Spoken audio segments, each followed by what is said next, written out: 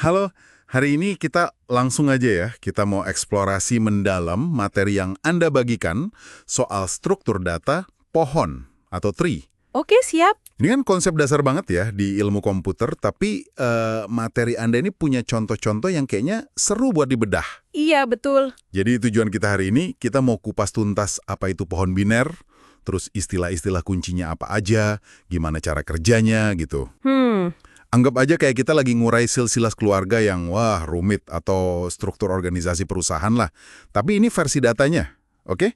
Mari kita mulai aja ya. Boleh. Jadi, yang pertama paling penting nih dari materi itu kelihatan banget penekanan di sifatnya yang tak linear. Tak linear ya?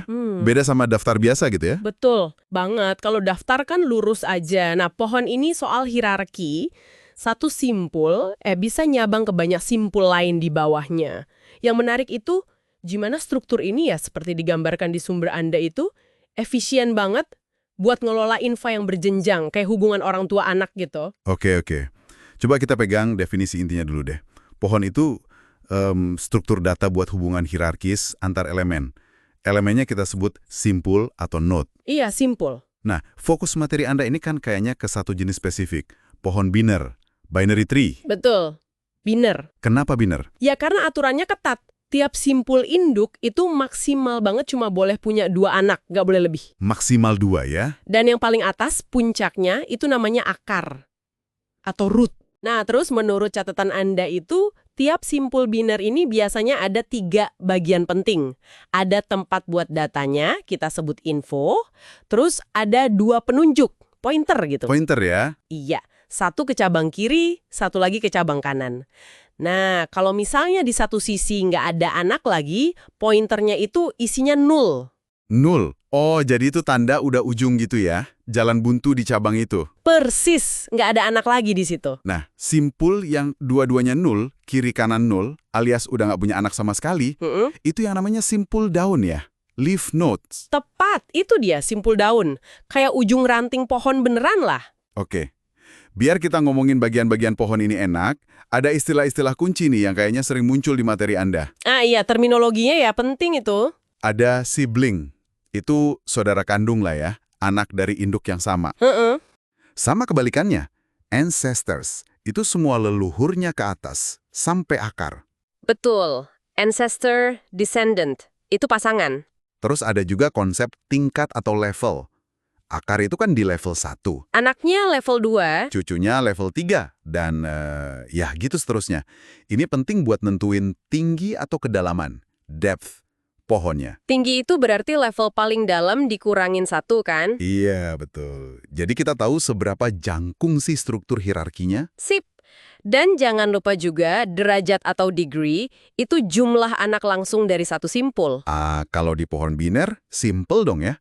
Cuma 0, 1, atau 2. Iya, nggak mungkin lebih dari 2. Nah, nguasain kosakata ini tuh krusial banget seperti dibilang di materi Anda. Biar kita bisa nunjuk dengan pas lokasi sama hubungan data di hierarki yang ya bisa jadi rumit ini. Ini kayak peta navigasinya gitu. Oke, paham. Terus gimana cara kita ngebentuk atau merepresentasikan pohon biner ini? Materi Anda kan nyorotnya penggunaan linked list ya. Jadi kita fokus ke situ aja kali ya. Boleh. Linked list itu fleksibel soalnya. Gampang kalau mau nambah atau hapus simpul. Tapi di situ disinggung juga kan soal representasi pakai array. Mungkin itu lebih kaku, tapi bisa jadi lebih hemat memori kalau pohonnya jarang berubah. Iya, ada sekilas disebut. Nah, ini nih, salah satu yang menurut saya paling keren dari contoh di materi Anda. Itu gimana pohon biner bisa dipakai buat modelin ekspresi matematika. Kayak contoh A plus B kali B min C plus D itu. Wah, iya ya. Itu contoh bagus banget. Struktur pohonnya itu secara visual langsung ngurai urutan operasinya. Jadi ini bukan cuma teori ngawang-ngawang gitu. Betul sekali. Itu penerapan yang sangat konkret. Nah, kalau pohonnya udah jadi, seringnya kan kita perlu jalan-jalan ngunjungin tiap simpulnya. Mungkin buat baca datanya, atau proses sesuatu. Jalan-jalan ya? Iya, proses sistematis buat ngunjungin tiap simpul, tepat satu kali itu namanya traversal. Tujuannya ya buat ngubah struktur hierarki ini jadi urutan yang lurus, linear. Traversal. Nah, sumber Anda itu nyebutin 3 metode utama yang rekursif biasanya. Pre-order, in-order, sama post-order. 3 cara beda buat baca pohon yang sama. Bentar, kenapa perlu sampai 3 cara gitu? Apa bedanya sih hasilnya atau gunanya? Dari contoh-contoh di materi Anda, gimana? Nah, pertanyaan bagus itu. Bedanya itu ada di urutan kapan kita nengok si akar, dibandingin sama anak kiri dan kanannya. Oh, urutan nengok akarnya ya. Akar. Oke. Kenapa penting? Ya karena tiap urutan ini ngasilin representasi linear yang beda dari data hierarkis yang sama. Contohnya balik lagi ke ekspresi matematika tadi. Kalau pakai in order, itu bisa ngasilin notasi infix yang biasa kita baca sehari-hari. Tapi kalau post order, hasilnya notasi postfix. Itu yang sering dipakai komputer buat ngitung. Wah, menarik. Jadi metode traversalnya dipilih tergantung kita mau ngapain sama datanya ya. Tepat, tergantung tujuan pemrosesannya. Oke deh, jadi kalau dirangkum nih ya, pohon itu struktur data hierarkis, nggak linear. Pohon biner lebih spesifik, aturannya maks 2 anak. Terus ada istilah kunci kayak akar, anak, induk, sibling, level, dan lain-lain buat bantu kita navigasi. Sip. Dan ada 3 cara utama buat baca atau kunjungi data di pohon. Pre-order, in-order, post-order. Masing-masing punya urutan dan guna yang beda. Jadi, apa artinya semua ini buat Anda yang dengerin? Ini nunjukin ada alat yang ampuh banget buat ngelola data yang strukturnya bertingkat-tingkat. Persis, paham soal pohon biner ini, seperti yang ditekankan juga relevansinya di materi Anda, itu berguna banget loh. Konsep ini tuh ada di mana-mana sebenarnya. Oh ya, contohnya? Ya, cara database ngindeks data biar nyarinya cepat. Terus cara sistem file di komputer Anda itu nata folder sama file. Itu kan hierarki juga. Bahkan representasi pengetahuan di AI juga bisa pakai ini. Intinya sih soal efisiensi ngelola data yang hubungannya kompleks. Oke.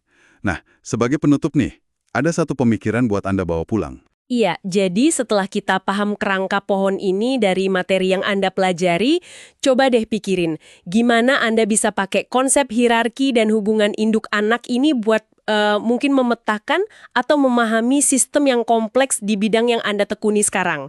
Atau coba lihat di sekitar Anda, ada nggak sih struktur pohon lain yang mungkin selama ini nggak kelihatan, tapi sebenarnya ada dan nunggu buat diidentifikasi.